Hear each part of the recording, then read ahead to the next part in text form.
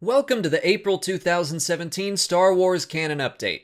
This month I'm going to introduce something new because I thought one of these stories was especially exceptional, so I'm going to start ending the Canon Updates with a Story of the Month, which I'll award to what I believe is the strongest new piece of content. Let's start with the biggest release first, and that would be the novel Thrawn. I've talked about the book pretty extensively, and you can see my full review for it here. But the short version is that I loved it. I'm a little disappointed by Thrawn in Star Wars Rebels so far, but the book version of Thrawn was exactly what I wanted. It felt like I was back reading Heir to the Empire, Outbound Flight. Timothy Zahn hasn't missed a beat, and this book is right up there with Lost Stars for me.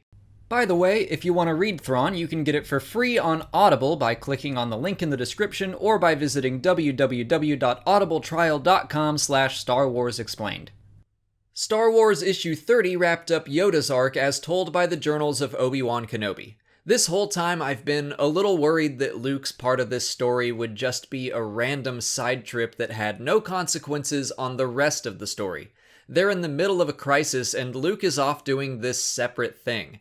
Unfortunately, it looks like this was just a detour, and Luke did learn a lesson, and I enjoyed Yoda's part of the story, but I'm like Luke. Threepio is in Imperial hands. You're supposed to be saving him, and you went off to this hidden planet instead?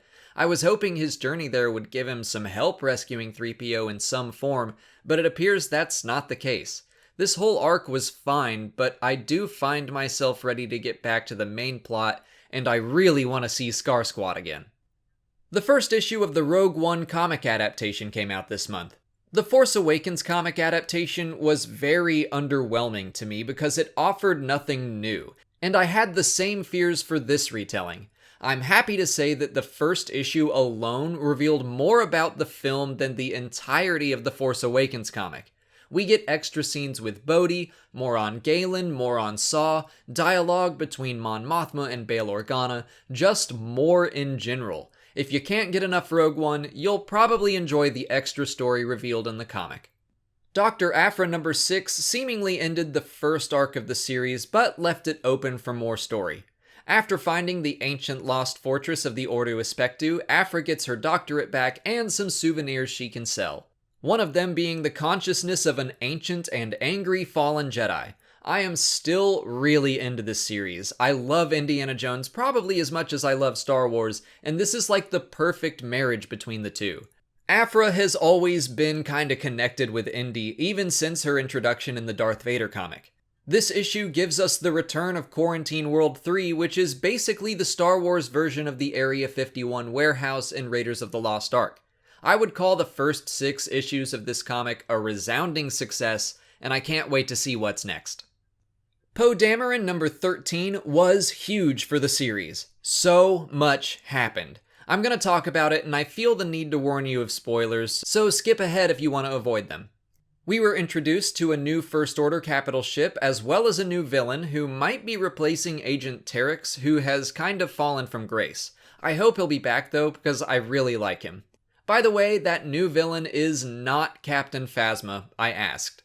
We also saw the destruction of the Carrion Spike, Grand Moff Tarkin's old ship.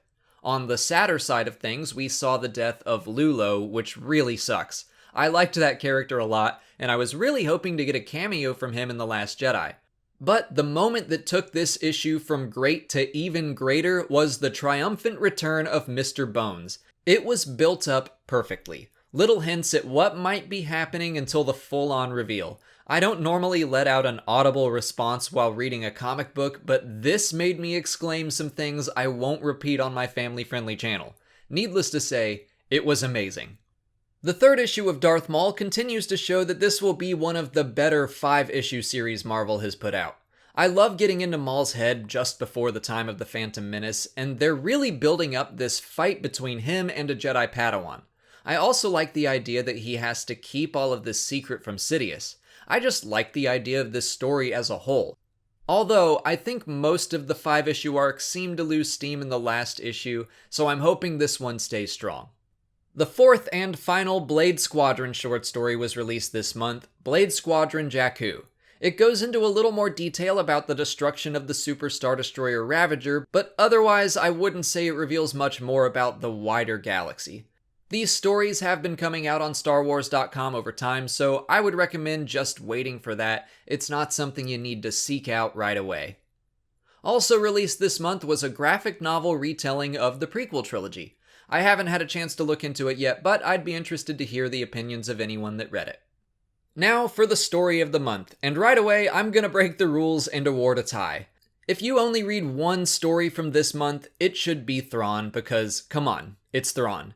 But I would feel remiss if I just neglected Poe Dameron 13. If this were any other month, it would get the award by itself, hands down. I knew Thrawn would be great, but Poe Dameron 13 was a total surprise, and I loved it. But that's it for April. The Canon Update will return on June 1st to cover 2 new books and 6 new comic issues. Until then, please like this video, subscribe to the channel to keep up with Star Wars news and lore videos every single day, follow me on Twitter, Instagram, and Facebook, and consider checking out my Patreon page. As always, thanks for watching, and may the Force be with you.